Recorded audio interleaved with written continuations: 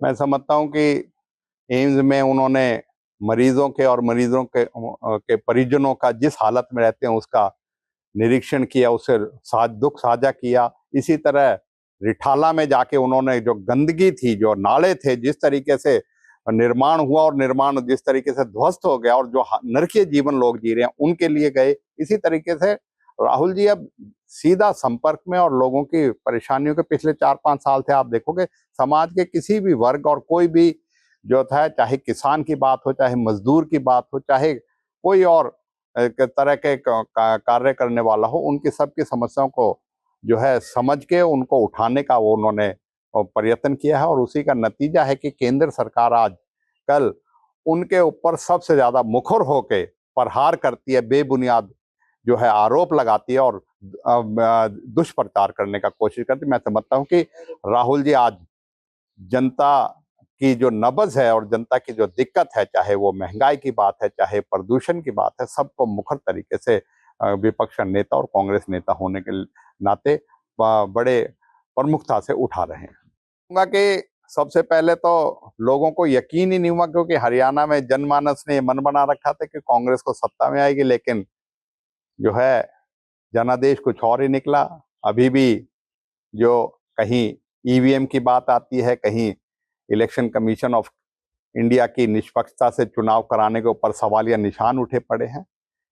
अब सत्ता में आ गए तो उसके बाद देख सकते हो सिर्फ घोषणाएं करनी, कोरी घोषणाएं करनी, हम ये करेंगे, हम समाधान शिविर लगाएंगे, हम ये करेंगे, अपनी जो है अगली चीज को ना कह के किसानों के लिए घोषणाएं कर देंगे, इतनी कर देंगे, लेकिन ना धरातल पे उनके जो है उन कार्यों को करती है, ना उनको फसलों को खरीदने का दावा करते हैं, फसलों को खरीद में मंडी में होती नहीं है।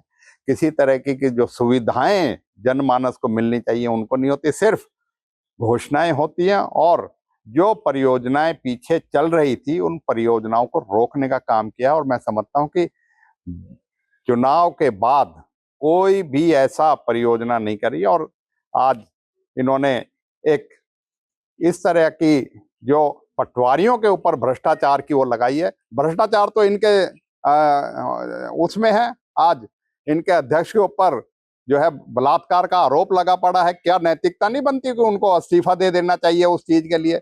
और पटवारी जैसे कर्मचारियों के भ्रष्टाचार की लिस्ट निकाल दी। अगर कुछ भ्रष्टाचार है तो उनको करो। भ्रष्टाचार तो ऊपर से मंत्रियों से, अधिकारियों से लेके पूरा भ्रष्टाचार में डूबा पड़ा है बीजेपी का सारा मंत्रिमंडल और सारा, वो उनके खिलाफ तो लेते नहीं, लेकिन छोटे कर्मचारियों को वो भी क्या कि भ्रष्टाचार के लिए अगर कुछ उनके खिलाफ है तो उसके खिलाफ कार्रवाई करे। ये बीजेपी जो है अपने भ्रष्टाचार और अपनी आपसी उसमें और नैतिकता के नाम पे कोई चीज नहीं रही।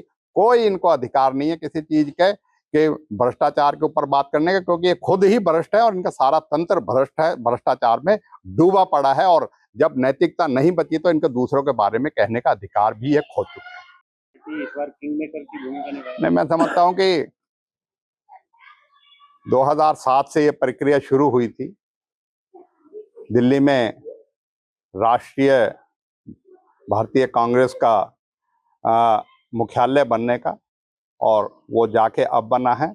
हमारी पार्टी ऐसी नहीं है कि बीजेपी सत्ता में 2014 में आई और देश में और दुनिया में और दिल्ली में हजारों करोड़ों रुपए के उन्होंने मुख्यालय खोल दिए।